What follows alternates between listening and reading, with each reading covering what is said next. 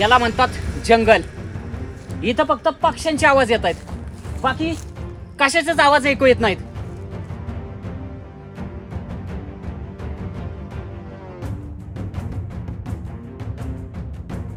कासव सुद्धा मला इथं पाहायला मिळाले, म्हणजे कासवाची एवढी एवढी छोटी छोटी पिल्ल सुद्धा.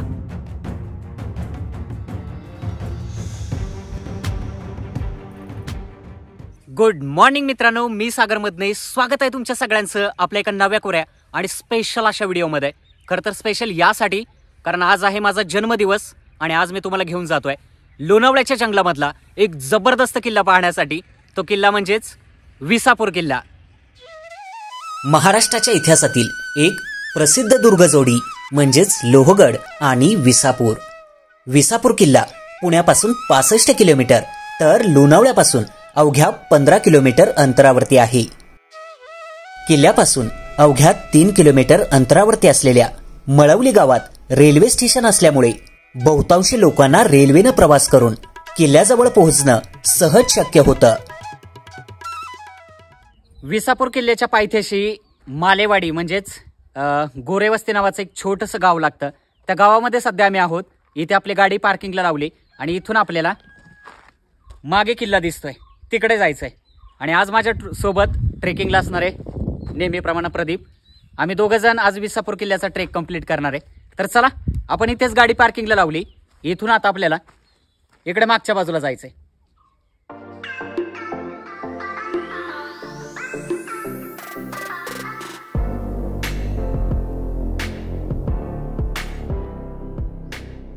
किल्ल्याकडे जात असताना इथे आपल्याला दिसलंय मुंग्यांचं घर. बघू शकता, सह्याद्रीमध्ये बऱ्याच ठिकाणी आपल्याला हे अशी मुंग्यांची घरं पाहायला मिळतात. पावसाळ्यानंतर अशी घरं तयार केली जातात.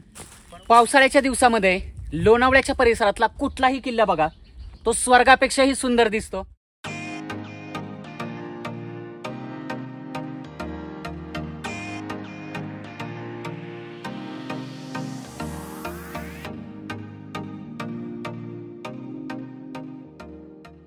ही सुंदर अशी विहीर पाहून आता आपण आपला जो पुढचा प्रवास आहे तो असाच स्टार्ट करूयात. इकडे बघू शकता, पावसाळ्यामध्ये इकडून पाणी वाहत असेल.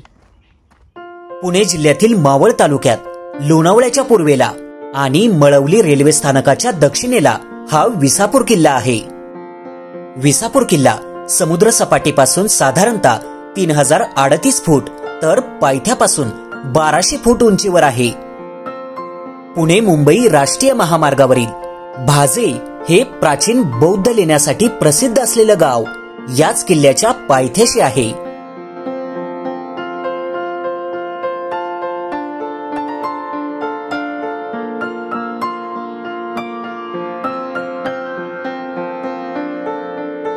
आपलं टायमिंग थोडंसं चुकलंय.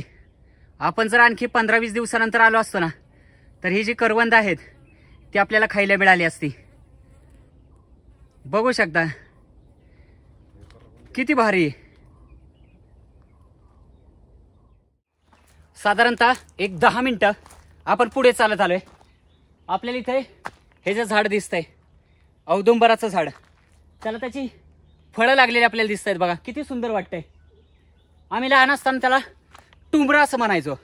तुमच्याकडे काय म्हणतात मला माहित नाही, कमेंट सेक्शनमध्ये सांगा नक्की. आणि इथेच आपल्याला एक मंदिर सुद्धा पाहायला मिळतं. या मंदिराचं काम सुरू आहे वाटतं. बघू शकता, फार सुंदर मंदिर आहे. आणि मागच्या बाजूला किल्ल्याचा कातळकडा दिसतोय, पूर्ण खडक. अजूनही काम सुरू आहे मंदिराचं, पूर्ण नाही झालं. त्यामुळे आपण ज्या अवस्थेत मंदिर सध्या आहे ते बघूयात. वा, हे मंदिर आहे महाबली हनुमानाचं. मंदिर जरी नव्यानं बांधलं असलं ना, तरी आतमध्ये असणारी मूर्ती मात्र जुनी प्राचीन म्हणजे शिवकाळातली आहे.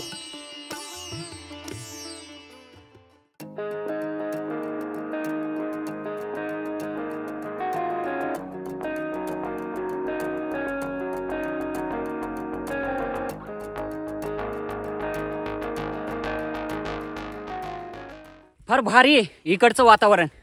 म्हणजे उन्हाळ्यात सुद्धा एवढी झाडी आहेत ना, मजा येते ट्रेकिंग करताना. याला म्हणतात जंगल. इथं फक्त पक्ष्यांचे आवाज येत आहेत, बाकी कशाचेच आवाज ऐकू येत नाहीत. सह्याद्रीतले गडकिल्ले पाहत असताना बऱ्याचदा एका गोष्टीची मोठी अडचण असते, ती म्हणजे वाटा सापडण्याची. आता इकडे समोर एक वाट दिसते आणि इथूनच या बाजूला प्रदीप जिकडे उभा आहे तिकडून समोर देखील आणखी एक वाट दिसते. यातली नक्की कोणती वाट किल्ल्यावरती जाते हे समजायला सध्या मार्ग नाहीये.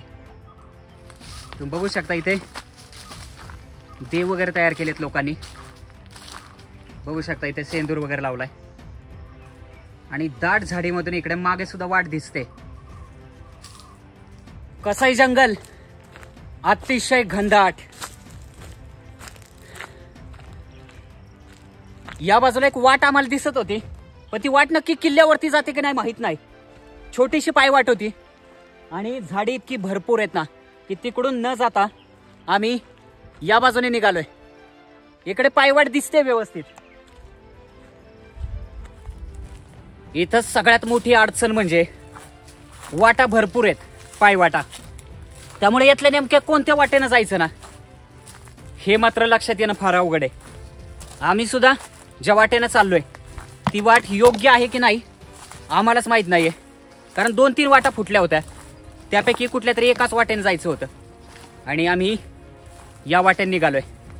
पण इथं झाडी फार दाट आहेत, फारच जास्त.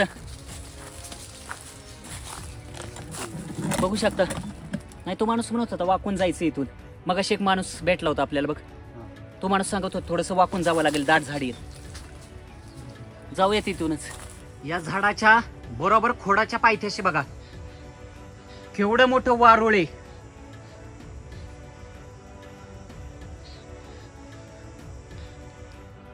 या ठिकाणी झाडं फार खाली आहेत, त्यामुळे असं वाकून जावं लागतंय, कारण डोक्याला वगैरे लागण्याची जास्त शक्यता आहे. ऐक, या किल्ल्यावरती भरपूर ट्रेकर्स येतात. पावसाळ्यात तर फारच गर्दी असते. इकडे येण्याचा जो मुख्य सीझन आहे ना तो पावसाळ्याचा आहे.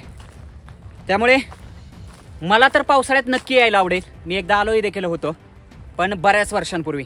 तेव्हा मी व्लॉगिंग सुद्धा करत नव्हतो, त्यावेळी मी आलो होतो.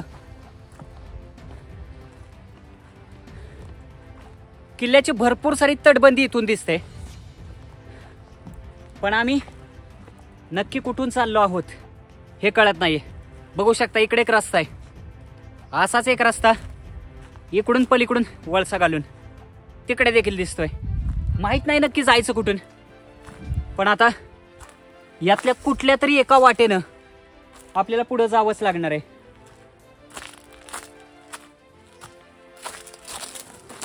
अरे बापरे, इथून थोडंसं पुढं तर आलो, पण इथून पुढं वाटच नाही. आपल्याला पुन्हा इथून माघारी जावं लागेल आणि दुसरीकडून वाट आहे का ते बघावं लागेल.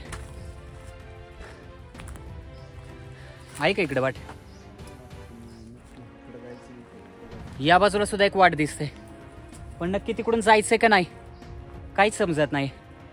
तटबंदी किल्ल्याची लांब लांबपर्यंत दिसते, त्यामुळे आपण या बाजूनेच पुढे जाऊयात, नंतर मग वाट शोधूयात. लोणावळ्याच्या परिसरात भरपूर पाऊस होत असल्यामुळे गडकिल्ल्यांच्या जवळपास आपल्याला घनदाट झाडी पाहायला मिळते. या झाडीमधून प्रवास करणं म्हणजे जणू तारेवरची कसरत.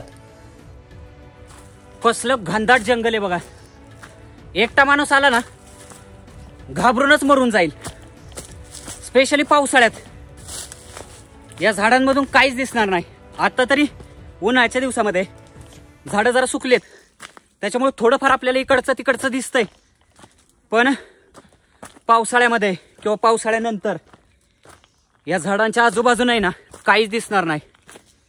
आणि अशा जंगलांमध्ये बऱ्याचदा वाघ, बिबट्या वगैरे फिरत असतात.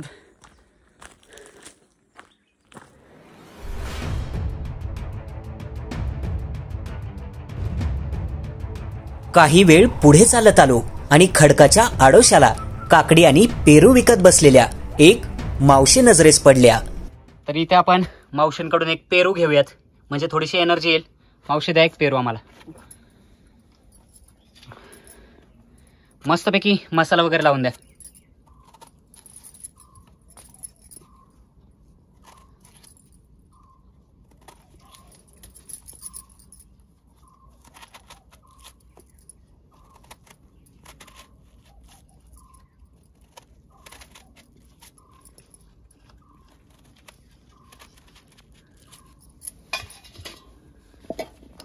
तर इकडे आहे मीठ आणि मसाला. हे पाहूनच तोंडाला पाणी सुटतंय. तर मावशींनी आपल्याला दिलेला आहे हा पेरू. हा पेरू खाऊयात आणि आपण इकडून पुढे जाऊयात. इथून पुढे आपल्याला या दगडांवरून वरती जायचंय. पूर्वीच्या काळी प्रामुख्याने कोकण आणि देश यांना जोडणाऱ्या व्यापारी मार्गावर लक्ष ठेवण्यासाठी अनेक किल्ल्यांची निर्मिती करण्यात आली होती. किल्ले विसापूर म्हणजे पवन मावळाच्या संरक्षण दुर्ग चौकडीपैकी एक महत्वाचा किल्ला. व्हिडिओत पाहताना किती भारी वाटतंय ना, पण प्रत्यक्ष हा किल्ला चढत असताना मात्र इतक्या भयानक धापा लागतायत ना. पूर्ण दगड आहेत, पायऱ्या वगैरे काहीच नाही आहेत. आणि ते दगड सुद्धा पावसाळ्यामध्ये इथूनच पाणी खाली वाहत जात असतं, त्यामुळे पूर्ण अशा गुळगुळीत झालेत. आणि त्या दगडावरून वरती चढावं लागतंय. मला बोलताना सुद्धा अशा भयानक धापा लागतायत ना, काय सांगू. आणखी इथून वरती जाण्यासाठी अंदाजे 10 ते 15 मिनिटं आपल्याला लागतील. मागे तटबंदी अगदी जवळ दिसते आणि मग आपल्याला किल्ल्याच्या वरती काय आहे ते थोड्याच वेळात पाहायला मिळेल.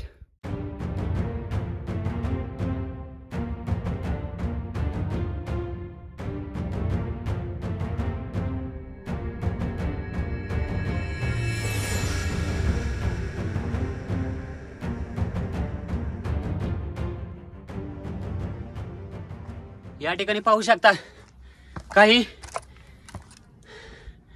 गुहा आपल्याला इथं पाहायला मिळाल्या. या बाजूला देखील आहे.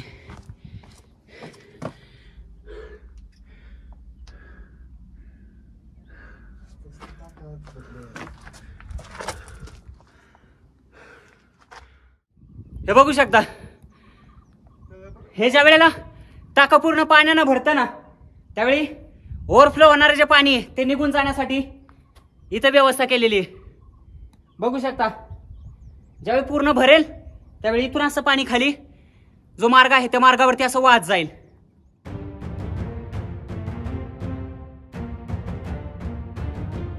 कातळामध्ये तयार केलेले पाण्याचे टाके पाहून चालत थोडेसे पुढे येताच खडकाच्या आतमध्ये तयार केलेल्या 2 भुयारी खोल्या आपल्या नजरेस पडतात. यातील एका खोलीच्या दरवाजावर कमळपुष्प तर दुसऱ्या दरवाजावर श्री गणेशाची मूर्ती कोरलेली पाहायला मिळते.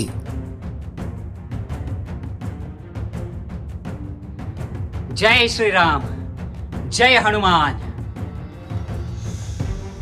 आणि इथून जवळच हा मार्ग आणि इथे दगड फोडून तयार केलेली या 2 खोल्या आपल्याला पाहायला मिळाल्या. एक या बाजूला आणि एक इथे. आतमध्ये सध्या अंधार आहे, बघू शकता, काहीच दिसत नाही, पण फार मोठ्या खोल्या आहेत या. आवाज घुमतोय पूर्ण.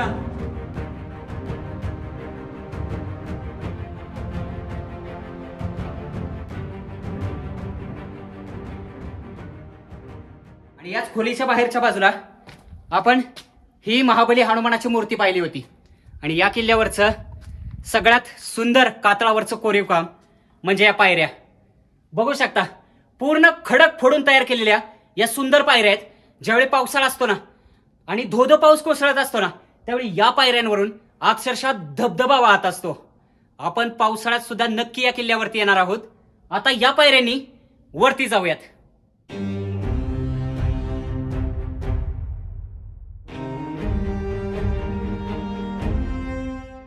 लोहगड किल्ल्यापेक्षाही बऱ्याच अंशी उंच आणि आकाराने मोठा असलेल्या या किल्ल्याला चहोबाजूनी मजबूत दगडी तटबंदी असून ती आजही आपल्याला पाहायला मिळते.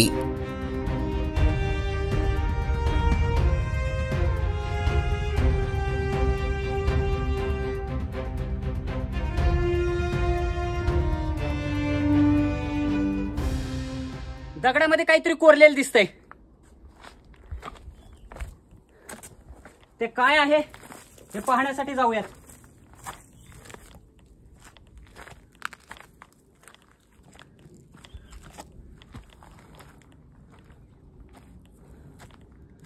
कसलं खतरनाक आहे बघू शकता.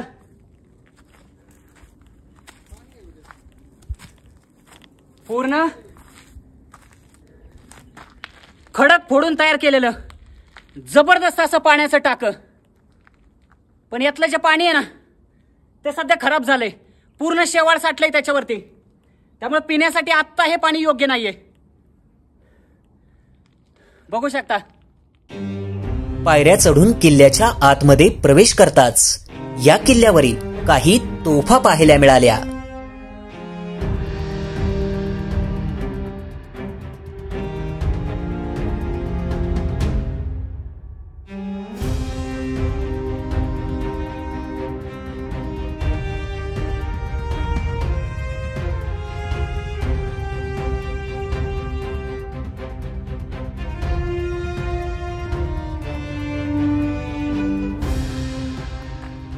या किल्ल्यावरती असलेले फार सुंदर पाण्याचं तलाव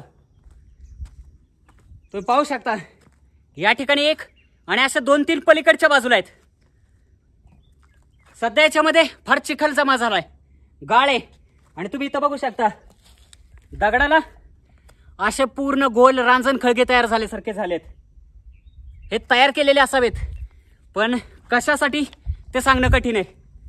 बघू शकता पूर्ण खडकामध्ये हे पाण्याचे असे तलाव तयार केलेत. शिवकालीन जलव्यवस्थापन किती सर्वोच्च दर्जाचं होतं ना हे आपल्याला या किल्ल्यावरती पाहायला मिळतंय.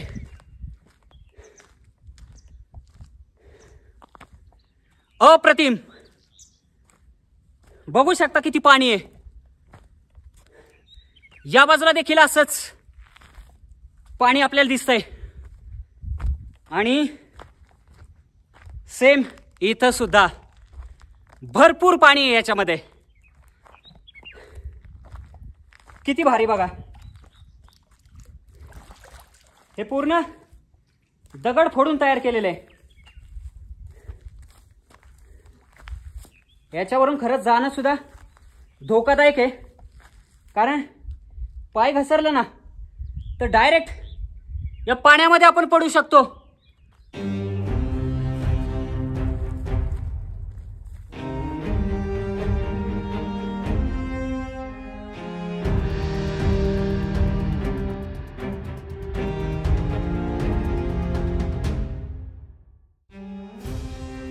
या किल्ल्याच्या सर्वात भक्कम बुरुजावर तोफा ठेवण्यासाठी तयार केलेली ही विशेष व्यवस्था पाहायला मिळाली. सुरुवातीला पाहता क्षणी हा चुन्याचा घाणा वाटतो. मात्र ही जागा म्हणजे चुन्याचा घाणा नसून या ठिकाणी ठेवली जाणारी तोफ गोलाकार फिरवण्यासाठी तयार केलेली ही विशेष व्यवस्था आहे.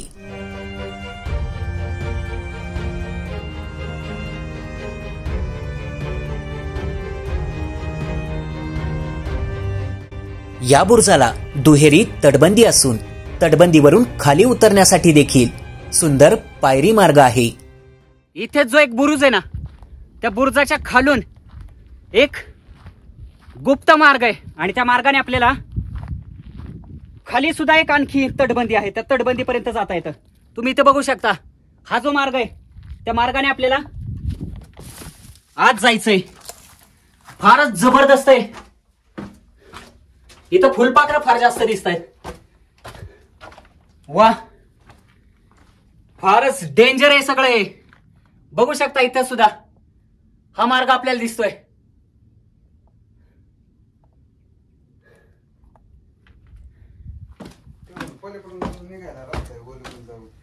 इथून समोर आपल्याला बघू शकता लोहगड किल्ल्यावरती सुद्धा जो विंचूकडा आहे त्या विंचूकड्याचा जो बुरुज आहे ना सेम असाच बुरुज आहे. इथे सुद्धा इथून बरोबर आपण खालून या पूर्ण बुरुजाला असा पूर्ण एक सर्कल वेढा मारू शकतो. असा बघू शकता किती भक्कम बुरुज आहे आणि या बाजूला तटबंदी आहे. सेम आपल्याला लोहगड किल्ल्यावरती असाच एक बुरुज पाहायला मिळतो. अप्रतिम आहे, फार सुंदर आहे सगळं. बघू शकता लोहगड आणि विसापूर हे जोड किल्ले आहेत. मी तर म्हणेल जुळे भाऊ आहेत. कारण काही ठिकाणी या बुरुजावरचं जे बांधकाम आहे ना सेम सगळं सारखंच आहे.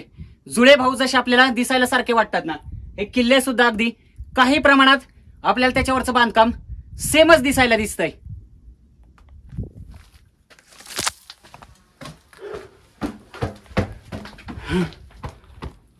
फारच सुंदर. आपल्या संपूर्ण महाराष्ट्रात सर्वात जास्त पाण्याची टाकी असलेले काही ठराविक किल्ले आहेत. त्यामध्ये विसापूर किल्ल्याचा देखील समावेश होतो. कारण या किल्ल्यावर जागोजागी आपल्याला पाण्याचे असंख्य तलाव आणि टाके पाहायला मिळतात.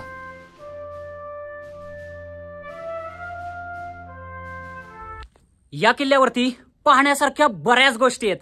त्यातली सगळ्यात महत्वाची गोष्ट म्हणजे इथं असलेली असंख्य पाण्याची टाकी. तुम्ही बघू शकता आता मी ज्या ठिकाणी उभा आहे माझ्या दोन्ही बाजूला आपल्याला खूप सारी पाण्याची टाकी पाहायला मिळतील. ही टाकी म्हणजे इतक्या जास्त प्रमाणात या किल्ल्यावरती टाकी असण्याचं एक महत्वाचं कारण म्हणजे पूर्वीच्या काळी अशा ज्या पाण्याच्या टाक्या असायच्या ना, या टाक्यांमध्ये इथले जे खडक आहे तो खडक फोडून तिथले जे दगड आहेत ते दगड तटबंदी किंवा किल्ल्यावरचं कोठार, राजवाडे असं जे काही बांधकाम आहे ते बांधकाम करण्यासाठी दगड वापरले जायचे. इथूनच ते दगड फोडले जायचे आणि ते मग नंतर बांधकामासाठी वापरले जायचे. आणि त्याचा जो खड्डा तयार झालाय मग त्याच खड्ड्यामध्ये असं पाणी साठवण्याची पूर्वी व्यवस्था केलेली असायची. याला म्हणतात डोकॅलिटी. शिवकालीन जल व्यवस्थापन बघा, एकाच ह्याच्यामध्ये दोन कामं व्हायची. म्हणजे एक तर इथे फोडलेले दगड बांधकामासाठी वापरले जायचे आणि दुसरी गोष्ट म्हणजे या ठिकाणी जो खड्डा तयार झालाय त्या खड्ड्यामध्ये पाणी साठवण्यासाठी असे पाण्याचे तलाव किंवा पाण्याची मोठमोठी टाकी तयार केली जायची.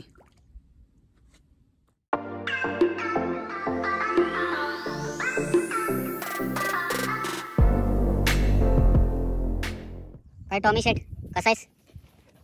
चावू नको फक्त, काही पण करतो. हे व्यायाम बघा कसा चाललाय. नक्की व्यायामच आहे का? काय करतो रे? अरे काय झालं? खुशाल लोळतोय इथं मातीत.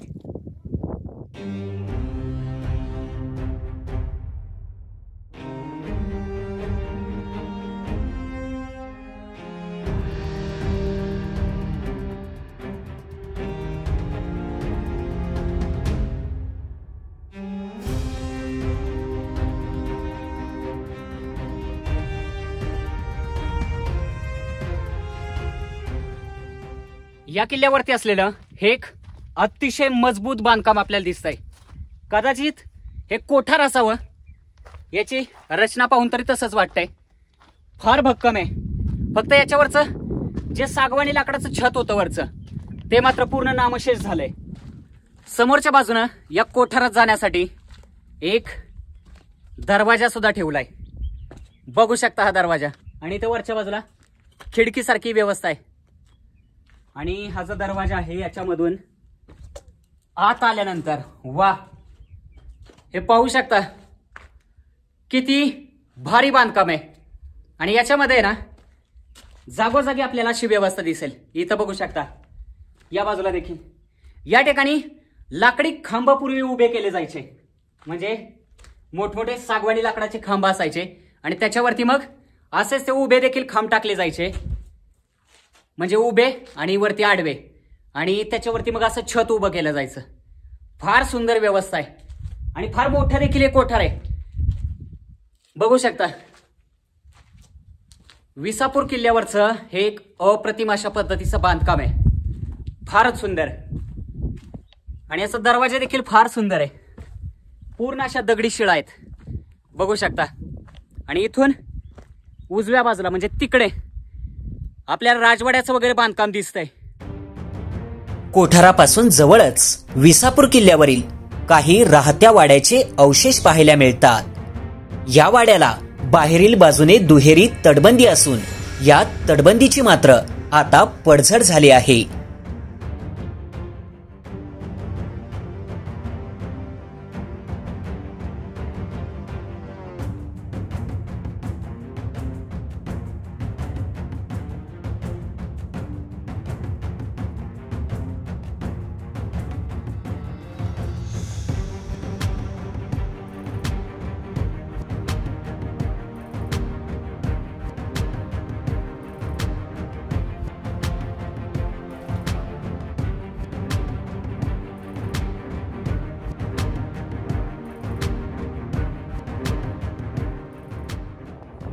या बाजूची तटबंदी फारच भक्कम आहे, म्हणजे अजून सुद्धा मजबूत आहे बघा. जिथून आपण चाललोय ना, लांबलचक अशी तिकडे ही तटबंदी आपल्याला दिसते. या ठिकाणी एक बुरुज सुद्धा आहे आणि या बुरुजावरती आल्यानंतर इकडे मागच्या बाजूला लोहगड किल्ला दिसतोय. फक्त लोहगडच नाही तर तिकडे दूरवर तुंग आणि या बाजूला तिकोणा किल्ला सुद्धा दिसतोय.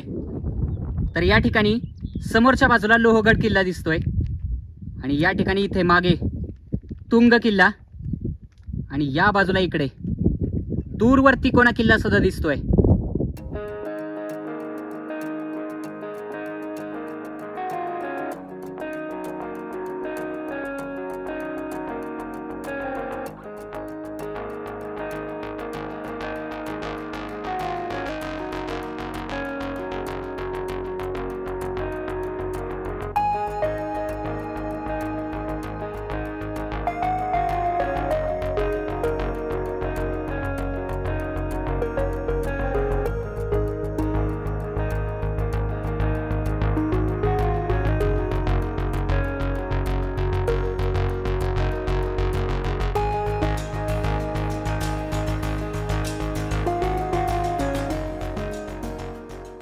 या किल्ल्यावरती आपल्याला हे पाण्याचं टाकं पाहायला मिळालं. खर तर सुरुवातीला हे पाण्याचं टाकं पाहिल्यानंतर या किल्ल्यावरती आपण बरीचशी पाण्याची टाकी पाहिली किंवा तलाव पाहिले, त्यासारखंच हे नॉर्मल वाटलं होतं. पण ज्यावेळी आम्ही इथं आलो आणि थोडंसं शांत त्या पाण्यामध्ये आम्ही पाहिलं ना, त्यावेळी आम्हाला आश्चर्याचा धक्का बसला. कारण इथं पाण्यामध्ये बेडूक भरपूर आहेत, पण त्याचसोबत कासव सुद्धा आम्हाला इथं पाहायला मिळाले.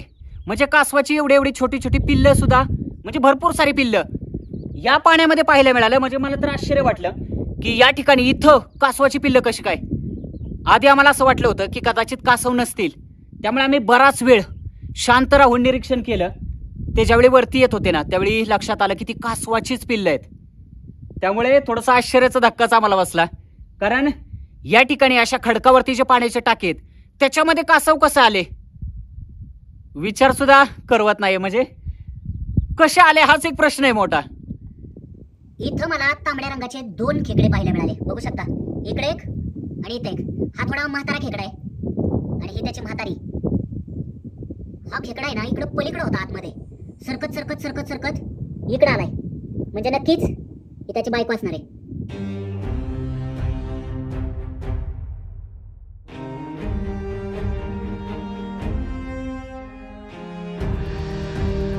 या किल्ल्यावर काही ठिकाणी आश्चर्य वाटावं इतकं सुंदर बांधकाम पाहायला मिळतं.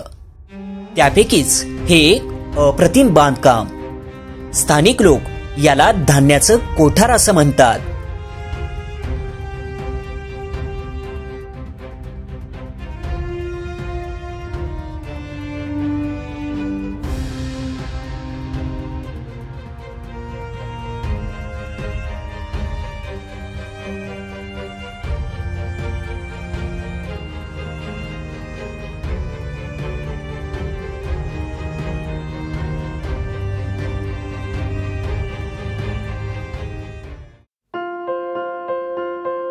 विसापूर किल्ल्यावर असलेलं हे सर्वात सुंदर शिवालय म्हणजेच महादेव मंदिर.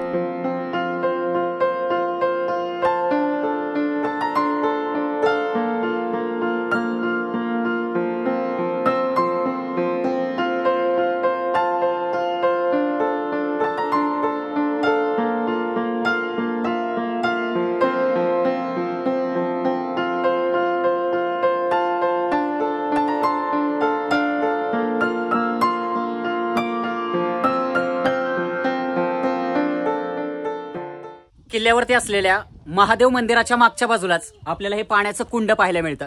बघू शकता, फार सुंदर कुंड आहे. खर तर याच्यामध्ये पिण्यायोग्य पाणी असू शकतं, पण सध्या अवस्था अशी आहे की भरपूर लोक इथे येत असतात, त्यामुळे पाण्यावरती एक असा तेलकट थर तयार झालाय. त्याच्यामुळे आता सध्या तरी हे पाणी पिण्यासाठी योग्य नाहीये. पण हे जे पाण्याचं कुंड आहे ते मात्र फार भारी आहे. बघू शकता.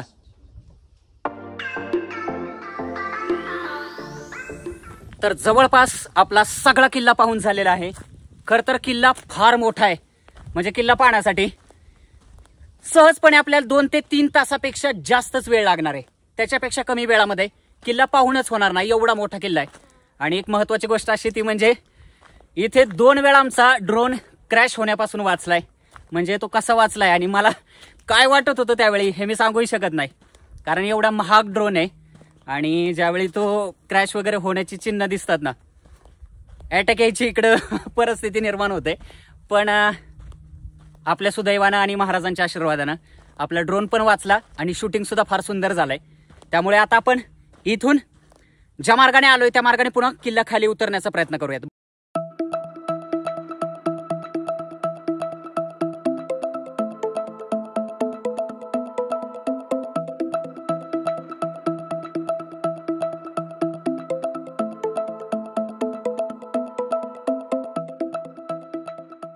तर मित्रांनो, विसापूर किल्ल्याचा हा व्हिडिओ मी इथेच संपवतोय. हा व्हिडिओ तुम्हाला कसा वाटला कमेंट करून नक्की मला सांगा. खर तर किल्ला फार सुंदर आहे. प्रत्येकानं आयुष्यात एकदा तरी हा किल्ला पाहायलाच हवा, इतका सुंदर आहे.